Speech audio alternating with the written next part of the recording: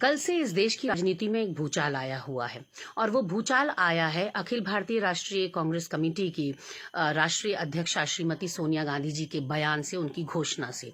अपने बयान में उन्होंने कहा कि तमाम श्रमिक, मजदूर, गरीब लोग, कामगार लोग जो एक प्रदेश से दूसरे प्रदेश में अपने गृह जनपद में जाना चाहते हैं, उनके टिकट का खर्चे का वहन जो है वो प्रदेश इकाइयां करेंगी, कांग्रेस पार्टी करेगी। इसके बाद भाजपा के खेमे में सुगबुगाहट शुरू होती है और सोनिया जी को ये बयान क्यों देना पड़ा, मैं ये आपको समझाना चाहती हूँ।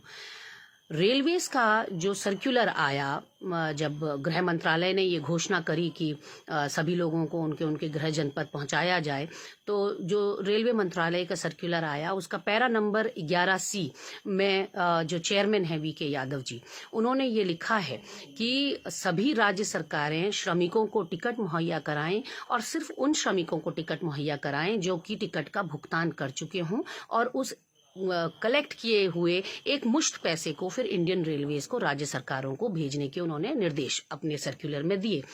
सोनिया गांधी जी को सामने आना पड़ा और कहना पड़ा कि कोई भुगतान कोई श्रमिक नहीं करेगा, कांग्रेस पार्टी इसका वहन करेगी। इसके बाद भ्रामक खबरें फैलाई जाती हैं, इसके बाद ट्वीट खेला जाता है और लगातार ट्विटर पे कभी संबित पात्रा जी राहुल गांधी जी के खबरों का खंडन करते हुए नजर आते हैं, कभी सुब्रमण्यम स्वामी जी कांग्रेस पार्टी का खंडन करते हुए नजर आते हैं कि नहीं, ऐसा तो कुछ नहीं है, कांग्रेस पार्टी राजनीति कर रही है और 85% सब्सिडी जो है रेलवेज दे रहा है और 15% राज्य सरकारें वहन कर रही हैं और कांग्रेस पार्टी जो है लोगों को बेवकूफ बनाने का काम कर रही है।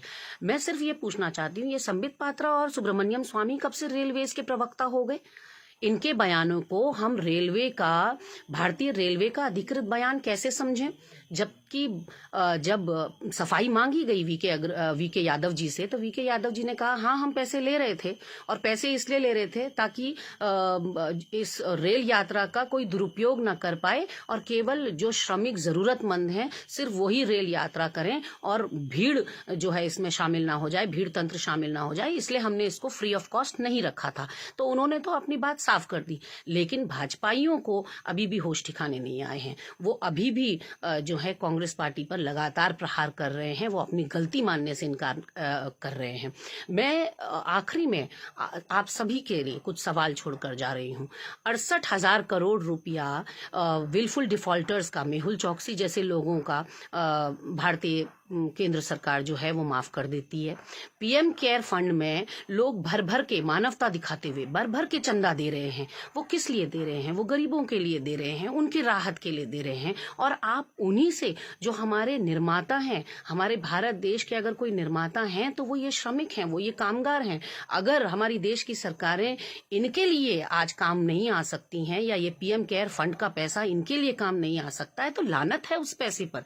फिर वो पैसा इकट्ठा किसके लिए किया जा रहा है, ये समझ से परे है। और जो रेलवेज 151 करोड़ रुपया PM केयर फंड में चंदा दे सकती है, वो अपने मजदूरों से, अपने श्रमिकों से कह रही है कि अपने घर जाने के लिए आपको टिकट का भुगतान करना पड़ेगा। ये सच में बहुत ही दुखद और दुर्भाग्यपूर्ण देश की स्थिति है और ये फैसला अब आप लोगों के हाथ में है कि इन भ्रामक खबरों को आपने तवज्जो देनी है या जो असल हकीकत है। क्योंकि रेलवे के जो चेयरमैन हैं, आम जनमानस तो रेलवे के चेयरमैन की बात मानेगा। संबित पात्रा कुछ भी झूठ परोसते रहें, सुब्रमण्यम स्वामी कुछ भी झूठ परोसते रहें, हमको उनकी भ्रामक बातों में नहीं आना है। और प्रदेश इकाइयों ने अपना काम शुरू कर दिया है, अपने हेल्पलाइन नंबर्स के ऊपर काम कर रही है, श्रमिकों की, कामगारों की जानकारियां लेनी शुरू कर दी है। हमारे दक्षिण भारत के कई प्रदेश इकाइयों ने तो बहुत सारा पैसा रेलवेज को दिया है ताकि श्रमिक अपने घर सुरक्षित पहुंच पाएं।